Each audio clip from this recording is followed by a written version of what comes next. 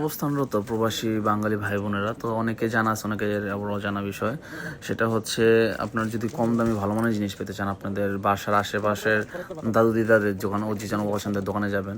আর যদি না পান সেক্ষেত্রে বড় সুপার শপগুলো যেরকম হচ্ছে সুমিত, ইয়নমল, এরপর ইতো ইয়াকোদো, দেন হচ্ছে সেইজো ইসি, গিউমোসোপা, ওকে স্টোর। তবে হালাল ফুড পেতে চাইলে ওকে স্টোর, গিউমোসোপা আর হচ্ছে সেইজো, তো এইসব শপে যাবেন।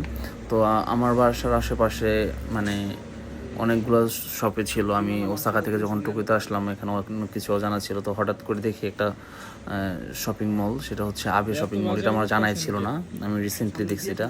তো আসার পর এখান থেকে খুবই কম দাম, আমার স্টেশনের যে প্রোডাক্টটার দাম হচ্ছে, যে মাছটার দাম হচ্ছে প্রায় 600 টাকা, এখানে আমি 298 টাকাতে পাচ্ছি। যে মাংসটার দাম হচ্ছে 800 টাকা, এখানে আমি 432 টাকা দিয়ে নিলাম। তো এইটাই হচ্ছে তারতম্য। একটু যদি আপনি নর্মালি সার্চ করে দেখেন তাহলে আপনাদের হয়তো বাজার খরচটা কিছু হলেও কমে যাবে। তো আমি আশা করি যারাই বাঙালি আছেন তারা দেখবেন যে ইয়নমল বা যে সেইজো লাইভ, গিউমোসোপা, এইসব জায়গা থেকে কিনলে আপনাদের বাজার খরচটা আশা করি অনেক কমে যাবে। Thank you so much guys.